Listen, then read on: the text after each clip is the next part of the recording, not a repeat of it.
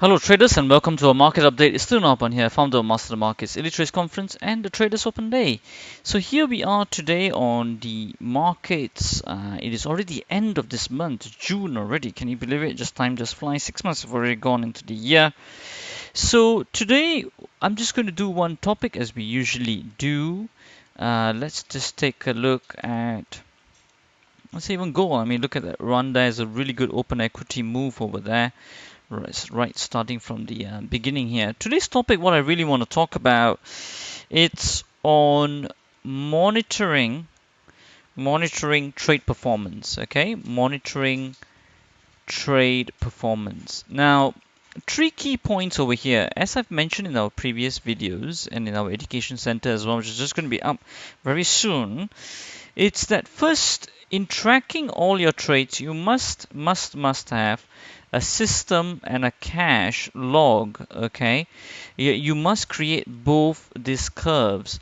Now the system is defined as one that would be actually triggered by an automatic mechanical robot. Okay, that without flaw is flawless execution. All right, what should have been done, okay, if taken by a robot, let's say.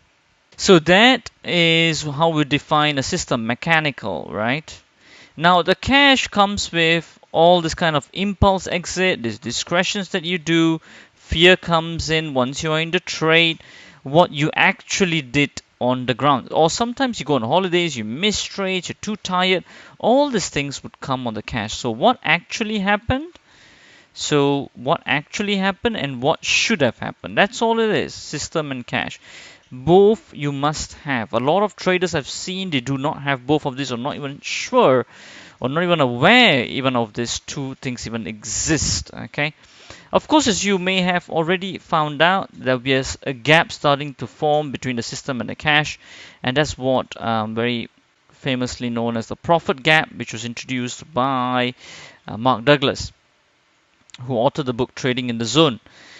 Now, then the profit gap is one we want to actually tighten down, of course, in the beginning. If you're beginning of the cache, sometimes it's lower than the system, or sometimes the cache can outbeat the system as well. So it can be negative profit gap or positive profit gap as well.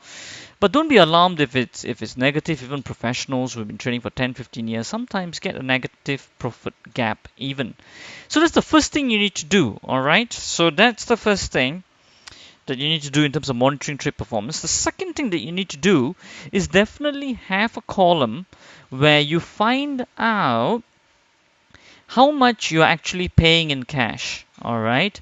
Now let me explain. For the broker that you use, how much are you finally giving out in commissions? Okay, is what I want you all to also log in. So what does that mean? Okay, imagine without commissions, you would have taken, let's say, a plus 1.25% on that trade. Now, with commissions, how much does that drop to? Is it 1.18% or 1.23%? Okay, of course, 1.18 is quite a large commission then. I mean, typically we're looking at about 0.01%.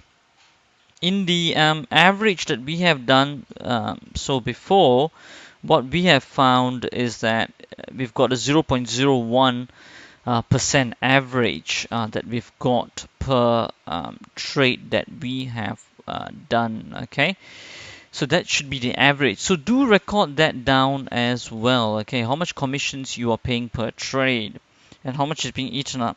The final thing is that once you've done these two things, then the last thing you need to do is contemplation. And the contemplation is on, is there any room for optimization? Okay, is there any room for optimization? Could you maybe enhance the results by looking at it intraday and breaking even quicker so that your cash results get better? And by understanding order route as well. Okay, if the stops have been taken out by a certain area in the chart, it should not go back to that area again. If it does go back, then it was not a really true stop taking area and true smart money has not come in. For example, let's take a look at this live example here. You can see this high test bar over here. Price has rejected that level and it's come back down. Now you see, if it's real money coming in with good volume, this level should never be revisited once again. It should only go further down. Okay, so like that, you can also trail your stop loss looking at intraday, and you can enhance your results. And that's something that you can look at when you're monitoring your trade performance onto the third step of optimization. So just to go through it again, the first thing first is have a system and cash curve. Okay, system and cash curve for monitoring trade performance. The second thing is commissions. Okay, and the third thing is optimization. Okay, where contemplation should come in. Right. So these are the three things in monitoring trade performance. Right. That brings us swiftly to our performance for this week and for the total month. So what do we have now, traders? So I have analyzed everything. So let me just summarize it for you. Prime profits for this week, we've got a minus 1%. And gold bars, we've got minus 0.46%. Okay. So now over here, we've got minus 1.46% for this week. Okay, and in terms of the LTR, now let me just check. LTR has been flat this week. Live trading room has not been any trade so far. As you can see over here, in terms of beta cash-in system, there's been no trade so far, and in terms of for this week alone, there has not been anything as well. If you go to money bar system, there's no trades for this week. Okay. So great. So in terms of totaling everything up then, since LTR has not been taken any trade so far this week, so it's overall minus 1.46% this week. However, overall for this month, however, in terms of the elite room, we are up 0.04% this month in June, elite room. And in terms of live trading room, we are up 0.17%. Okay, so overall that gives us 0.21% up. All right, so that's what we've got so far. So we are up like 0.21% for the month of June. For this week, as I've said, down minus 1.46%. But for this month of June, we are up 0.21%, including the elite room and the live trading room. Yes, a small percentage of profit, but every little thing helps.